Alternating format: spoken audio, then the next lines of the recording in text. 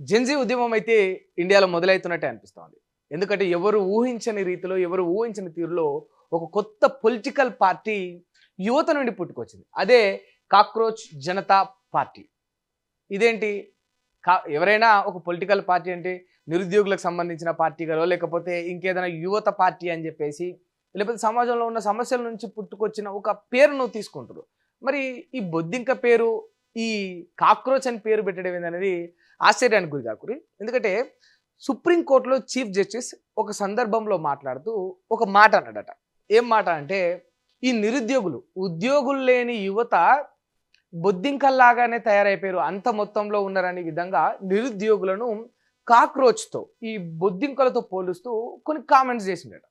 ఆ కామెంట్స్కి చాలా బాధకు గురైన ఒక వ్యక్తి అక్కడనే ఇక ఆగిపోకుండా, ఆ బాధలోనే మునిగిపోకుండా ఆ కామెంట్స్ని ఆసరగా చేసుకొని ఆ కామెంట్స్ నుండి ఒక పార్టీ స్థాపించడానికి మొదలైంది. ఆ కామెంట్స్ అదే అభిజిత్ దిష్కే స్టార్ట్ చేసిన కాక్రోచ్ జనతా పార్టీ. ఇదే ఆ పార్టీ. ఒకసారి ఆ పార్టీకి సంబంధించిన సింబల్ కూడా మీరు ఇక్కడ చూడొచ్చు. కాక్రోచ్కు కళ్ళద్దాలు పెట్టిరు, మంచిగా కాక్రోచ్ జనతా పార్టీ చేసేసారు. అయితే ఊహించని విషయం ఏంటంటే, ఈ పార్టీ పెట్టిన ఈ కొద్ది కాలంలోనే, ఈ వారం కూడా కాకముందుకే దీనికి 1,20,00,000 ఇన్స్టాగ్రామ్లో 12 మిలియన్స్ ఫాలోవర్స్ అనేది వచ్చేసారు. ఆ ట్విట్టర్లో 2 లక్షల వరకు ఫాలోవర్స్ వచ్చేసింది. అట్లా సోషల్ మీడియా ప్లాట్ఫామ్లో ఊహించని రీతిలో ఈవెన్ ఈ ఒక 15-16 ఏళ్లల్లా కొన్ని కోట్ల రూపాయలు ఖర్చు పెట్టి సోషల్ మీడియాను, పిఆర్ టీమును, బీజేపీ ఒక ఐటీ సెల్ ఎంత కూడా ఉపయోగించుకున్నా కూడా భారతీయ జనతా పార్టీ యొక్క అఫీషియల్ పేజ్కు ఇన్స్టాగ్రామ్లో ఉన్న ఫాలోవర్స్ పొందగలిగింది 80 లక్షల ఫాలోవర్స్ మాత్రమే. బట్ వాటికి ధీటుగా ఊహించని తీరులో ఒక 2-3 రోజుల కాల వ్యవధిలోనే 1,20,00,000 ఫాలోవర్స్ని ఈ కాక్రోచ్ జనతా పార్టీ ఆకర్షించేది. ఇంకా అఫీషియల్గా ఈ పార్టీ రిజిస్టర్ అయితే అవ్వలేదు, కానీ ఈ పార్టీ కొన్ని సిద్ధాంతాలను అయితే ఉన్నాయి. ఆ సిద్ధాంతాలను కూడా చెప్పింది.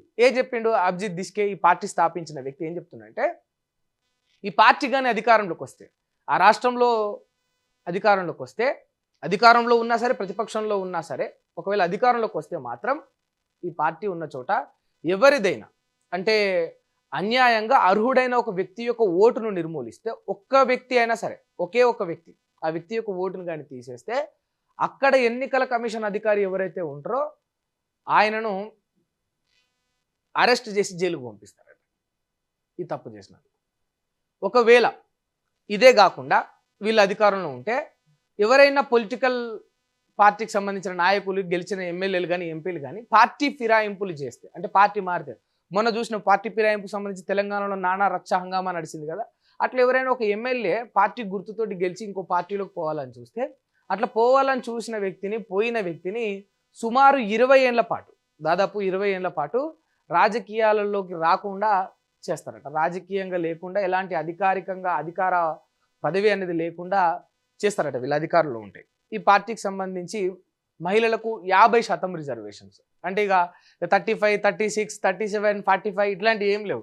సమానత్వం. 50% ఉమెన్స్ ఉంటారు, 50% ఇక మళ్ళీ అందులో మెన్స్లో కూడా ఉమెన్స్ ఉండే అవకాశాలు ఉంటాయి. కానీ ఇక మెజారిటీ మహిళలకు ఇక పెద్ద పీట వేసినట్టు. ఈ 50% రిజర్వేషన్ ఉమెన్స్ కానంటే, ఈ 50% రిజర్వ్డ్ సీట్స్లో ఉమెన్సే ఉంటారు, రిజర్వ్ లేని సీట్స్లో కూడా ఉమెన్స్కి అవకాశం ఉంటుంది. అంటే ఇక్కడ మహిళలకు ఒక పెద్ద పీట వేసే విధంగా, అంటే అమ్మాయిలను ఆకర్షించే విధంగా పార్టీ కొన్ని లైన్స్ అయితే పెట్టుకుంది. అండ్ దీనికి ఒక ఎలిజిబిలిటీ కూడా పెట్టిండ్రు. ఎలిజిబిలిటీ ఏంటంటే, ఈ పార్టీలో జాయిన్ కావాలి, చేరిక కావాలనంటే వాళ్ళు సోమరిపోతాయి ఉండాలట, వాళ్ళు నిరుద్యోగి అయి ఉండాలంట, అతిగా విపరీతంగా సోషల్ మీడియాను, మొబైల్ యూజ్ చేసే వాళ్ళ ఉండాలట. ఇక అందులో ఒక నోట్ కూడా పెట్టిండ్రు, ఈవెన్ వాష్రూమ్కి, బాత్రూమ్కి వెళ్ళినా కూడా మొబైల్ యూజ్ చేసే వాళ్ళ ఉండాలట అని కొన్ని ఫన్నీగా కూడా పెట్టిండ్రు. కానీ ఇక్కడ ఒక విషయం ఏంటంటే, ఈ బొద్దింకని చూడండి, మనం నిజమైన జీవితంలో ఒక బొద్దింకని చూస్తే భయపడతాం. భయపడి అమ్మో అని గగ్గోలు పెట్టుకుంటాం, మనం వెంటనే ఇరిటేట్ ఫీల్ అవుతాం, మనం చీదరించుకుంటాం ఒక బొద్దింకని చూస్తే. మరి నిజంగా ఈ బొద్దింక పేరుతోటి పుట్టిన ఒక పార్టీకి ఏకంగా 1,20,00,000 బొద్దింకలు జాయిన్ అయిపోయినాయి ఆ పార్టీలో, ఒక సోషల్ మీడియా ప్లాట్ఫామ్లోనే. మరి ఇన్ని బొద్దింకలు జెన్జీ రూపంలో కదిలి వస్తే భారతీయ జనతా పార్టీ భయపడిపోతున్నారు. అది ఇక్కడ బిగ్గెస్ట్ క్వశ్చన్. ఇది మరి కేవలము ఒక 4-5 రాష్ట్రాలు మినహాయించి దేశమంతా వ్యాప్తి చెందుతున్న ఈ తరుణంలో భారతీయ జనతా పార్టీకి ఈ జెన్జీలో పుట్టిన ఈ పార్టీ ఏదైతే ఉందో కాక్రోచ్ జనతా పార్టీ ఒక ధీటుగా తయారు కాబోతుందా అనేది ఇంకొక క్వశ్చన్. ఎందుకంటే ఇండియాలో ఎప్పుడు కూడా జెన్జీ ఉద్యమం రాలేదు సహజంగా. సరే ఆ సమస్యకు ఆ ప్రాంతంలో వాళ్ళ చోట్లో ఏదైనా ఒక ప్రాబ్లం వచ్చినప్పుడు అక్కడ యువతంతా నిలబడి వాళ్ళు అనుకునే సాధించరు. బెస్ట్ ఎగ్జాంపుల్ మనకు తెలంగాణ ఉద్యమం, అట్లా చాలా ఉద్యమాలు ఉన్నాయి, చాలా చోట్ల ఉన్నాయి. ఏకంగా మొత్తం దేశాన్ని, దేశ రాజకీయాలని సవాలు చేస్తూ ఒక పార్టీ పుట్టడం మాత్రం, అది పుట్టిన ఇంత అనతి కాలంలోనే ఈ స్థాయి ఫాలోవర్స్ని గెయిన్ చేసుకోవడం మాత్రం ఇది మొదటిసారి. ఎవరు ఊహించని విధంగా ఒక మార్క్ అయితే ఈ కాక్రోచ్ జనతా పార్టీ క్రియేట్ చేసుకుంది. మరి భారతీయ జనతా పార్టీకి ఇది సవాల్గా మారబోతుందా అనేది ఒక ప్రశ్న మొదలవుతుంది. ఈవెన్ ఎవరు ఊహించని విధంగా ఈ బెంగాల్లోని తృణమూల్ కాంగ్రెస్లోని సీనియర్ లీడర్సు వాళ్ళందరూ కూడా ఎంతో అనుభవజ్ఞులైన రాజకీయ నాయకులు కూడా ఈ కాక్రోచ్ జనతా పార్టీలో జాయిన్ అయ్యారు. ఇక్కడ మీరు అబ్జర్వ్ చేయాల్సిన విషయం, కాక్రోచ్ జనతా పార్టీలో జాయిన్ అయ్యారు.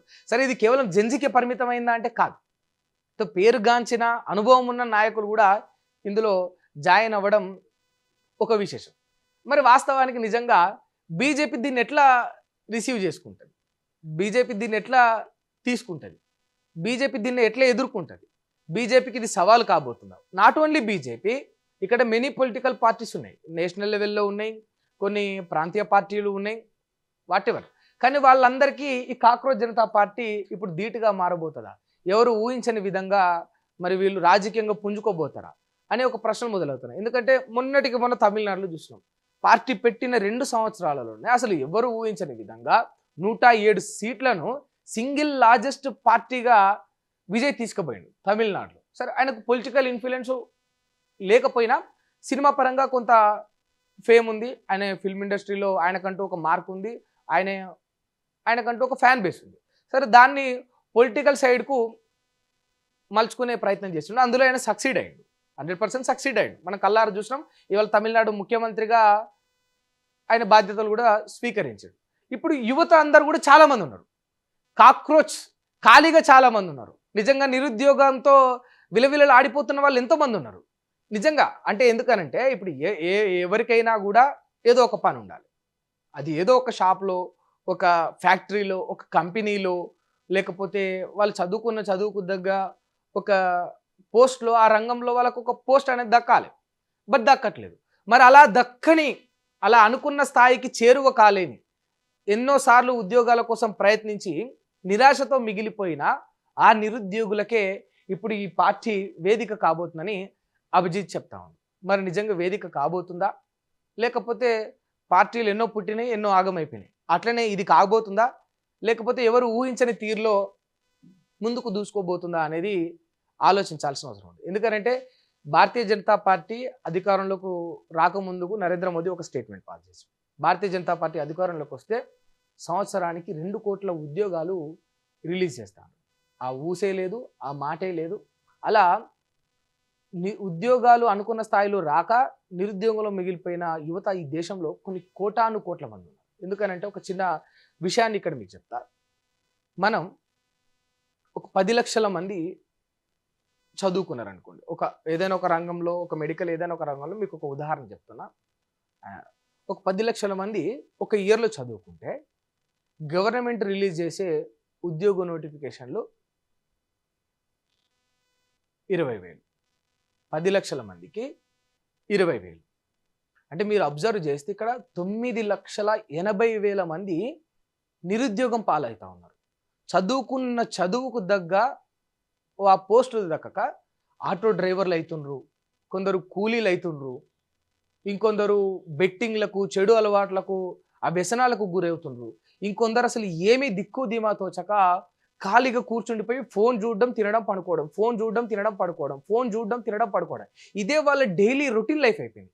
కేవలం ఫోన్ చూడడం, తినడం, పడుకోవడం, లేవడం, ఫోన్ చూడడం, తినడం, పడుకోవడం. ఇదే కొన్ని సంవత్సరాలుగా చదువుకున్న చదువుకు దగ్గ ఉద్యోగం దొరక్క ఇదే ఒక జీవితాన్ని, ఇదే ఒక లైఫ్ని లీడ్ చేస్తున్న యువత ఈ దేశంలో కొన్ని కోట్ల మంది ఉన్నారు నిజంగా. అనుకున్న ఉద్యోగ నోటిఫికేషన్ రాక కోట్ల మంది చదువుకొని బయటకు వస్తారు. ప్రతి సంవత్సరం లక్షలాది మంది పాస్డ్ అవుట్ అవుతారు. ఉద్యోగాలు మాత్రం 1%, 2%. అంటే 1,00,000 మంది చదువుకుంటే 1000 ఉద్యోగాలు. 1000 ఉద్యోగాలకు 1,00,000 మంది కాంపిటీషన్. మరి ఇండియాలో పాపులేషన్ పెరుగుతున్న మాట వాస్తవం కాదు. సరే, ఓన్లీ పాపులేషన్ ఒక్కటే రీజన్ కాదు కదా. ఇక్కడ ఉద్యోగాలు రిలీజ్ చేసే అవకాశాలు చాలా ఉన్నాయి. అవి ఫిల్ చేయకుండా నిరుద్యోగంలోకి నెట్టి యువతను తప్పుదో పట్టించి వాళ్ళ రాజకీయ పార్టీ కార్యకర్తలుగా మలుచుకుంటారనే ఒక అభియోగం పొలిటికల్ పార్టీస్ మీద ఉంది. దాన్ని ఎదుర్కోవడానికే ఈ కాక్రోచ్ జనతా పార్టీ పుట్టిందని అభిజిత్ చెప్తా ఉండు. మరి నిజంగా చూడాలి. మరి నిరుద్యోగులు చాలా ఉత్సాహంగానైతే ఉన్నారు. దేశమంతటా కూడా ఈ కాక్రోచ్ జనతా పార్టీకి సపోర్ట్ లభిస్తుంది, స్పెషల్లీ జెన్జీ నుండి. ఇప్పుడు ఉన్న యువతకు చాలామంది ఏమని అంటారంటే, ఇప్పుడున్న యువత విషయంలో పబ్బులు, కల్చరు, పార్టీసు, తాగడము, తిరగడము ఇలాంటివే ఒక కల్చర్కే అలవాటు పడిపోయినారు యువత. వీళ్ళకు ఉద్యమాలు తెలియదు, వీళ్ళకు సరైన పోరాటం తెలియదు అని అంటారు. పోరాటాలు, ఉద్యమాలు అనేవి గుర్తుపెట్టుకోండి, పరిస్థితులు, సందర్భాలను బట్టి ఆ పోరాట విధానం అనేది మారుతుంది. వెనకటి ఎట్లా ఉండే తెలంగాణ అంటే ఈ రజాకార్ల చేతులు అణిచివేయబడ్డప్పుడు అప్పుడు పోరాటం ఎట్లా చేసిండ్రు? అప్పుడున్న ఆ నిజాం సర్కార్లు, నిజాం రాజులు గన్నులతో ఇంకొక దాంతో దాడికి వస్తే తెలంగాణ ఉద్యమం ఎట్లా మొదలైంది? వాస్తవానికి మనం చూస్తే తెలంగాణలో అప్పుడు ఈ రజాకార్ల నుంచి వెళ్ళి విముక్తి కోసం ఎట్లా కొట్లాడిండ్రు మనం ఒకసారి గుర్తు చేసుకొని చరిత్ర వెనక్కి వెళ్తే, ఒడిశల రాళ్ళు పట్టిండ్రు, గడ్డపారలు పట్టిండ్రు, రోకలి బండలు పట్టిండ్రు. బతుకమ్మ ఆడే ఆడబిడ్డల మీద అఘాయిత్యానికి పాల్పడితే వాళ్ళ బట్టలు ఊడదీసి వాళ్ళతో బతుకమ్మ ఆడిపిస్తే వాళ్ళు ఏం చేసిండ్రు? అప్పుడు పోరాటం ఎట్లా ఉండే? గడ్డపారలు పట్టిండ్రు, చెట్లు కొమ్మలు కొట్టే గొడ్డలు పట్టిండ్రు. ఒక్కొక్క సందర్భంలో ఆ పరిస్థితిని బట్టి పోరాటం ఒక్కలాగా ఉంటుంది. ఇప్పుడున్న జెన్జీ యువతకు పోరాటం రాదు అని అనుకోవడం తప్పు, నాకు తెలిసినంత వరకు. ఇప్పుడున్న జెన్జీ యువత పోరాటం అనేది ఈ సిచ్యువేషన్ బట్టి, ఈ వ్యవస్థను బట్టి మారుతుంది. ఎందుకంటే పోరాటం ఎప్పుడు కూడా ఒడిశల రాళ్ళు పట్టుకుంటేనే పోరాటం కాదు. పోరాటం అనేది ఎప్పుడు కూడా తుపాకులు పట్టుకుంటేనే పోరాటం కాదు. పోరాటం అనేది ఎప్పుడు కూడా గడ్డపారలు, కర్రలు పట్టుకొని భౌతిక దాడులకు పోతేనే పోరాటం కాదు. ఇప్పుడు సోషల్ మీడియా ట్రెండ్ నడుస్తుంది. ఒక సోషల్ మీడియా రూల్ చేస్తుంది. ఒక కేసు కానీ బయటికి వస్తే దాంట్లో నిజంగా ఇది ప్రపంచానికి తెలిసే విధంగా శాటిలైట్ ఛానళ్ళ కంటే, బీబీసీ కంటే, ఇక్కడ ఉన్న సోకాల్డ్ నేషనల్ మీడియా కంటే, ఇంటర్నేషనల్ మీడియా కంటే కూడా సోషల్ మీడియా నేటి ఏదైతే ఇప్పుడు అందరూ పిలుస్తూ ఉన్నారో ఆ జెన్జీ తీసుకునే ఒక డిసిజనే, ఆ జెన్జీ చూపెట్టే ఒక ఇంట్రెస్టే ఆ కేసును ప్రపంచం మొత్తానికి తెలిసేలా చేస్తుంది. అలాంటి పాత్ర పోస్తుంది.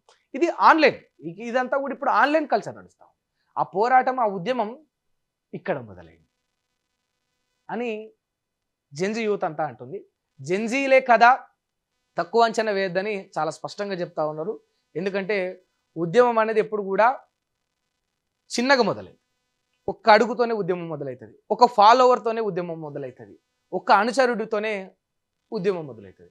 తీరా చూస్తే పార్టీ పెట్టిన 5 రోజుల్లోనే కోటిని దాటిపోయింది. 1,20,00,000 మంది ఫాలోవర్స్ని గెయిన్ చేసుకుందంటే ఊహించవచ్చు జెన్జీలో ఎంత చైతన్యం ఉంది. ఈ జెన్జీ అంటే చాలా మంది ఏమనుకుంటారు, హీరోయిన్లను ఫాలో అవుతారు, సినిమా యాక్టర్లను ఫాలో అవుతారు, వీళ్ళ కోసమే చొక్కాలు చెప్పుకుంటారు, జెన్జీ యువత అంతా పార్టీలు ఈ కల్చర్కి అలవాటు పడిపోయిందని అనుకున్నారు. మరి ఇప్పుడు చూడండి, 1,20,00,000 మంది 5 రోజుల్లోనే ఒక జెన్జీ పొలిటికల్ పార్టీని ఫాలో అవుతా ఉన్నారు. అంటే మీరు ఎక్స్పెక్ట్ చేయొచ్చు, ఇక్కడ గ్రహించవచ్చు. అంటే జెన్జీలో ఎలాంటి మార్పు మొదలవుతోంది, వాళ్ళ యొక్క పనితీరు ఎట్లా ఉందనేది చూడొచ్చు. రైట్, వెయిట్ చేసి చూడాలి. మరి భారతీయ జనతా పార్టీకి కానీ, ఇక్కడ ఉన్న కొన్ని నేషనల్ పార్టీస్కి కానీ, లేకపోతే పర్టికులర్గా ఇంకొన్ని పార్టీలకు కానీ ఈ కాక్రోచ్ జనతా పార్టీ సవాలు విసరబోతా ఉందా? మరి అఫీషియల్గా అయితే రిజిస్టర్ చేసుకోలేదు. మరి రానున్న రోజుల్లో అఫీషియల్గా రిజిస్టర్ చేసుకుంటారా? ఈ పోరాటం ఇక్కడికే ఆగిపోతుందా? మరి ఒకవేళ ఇది కానీ ముందుకు పోతే రాజకీయంగా దేశంలో ఎలాంటి పరిణామాలు వచ్చే పరిస్థితి ఉందనేది వెయిట్ చేసి చూడండి. Thank you.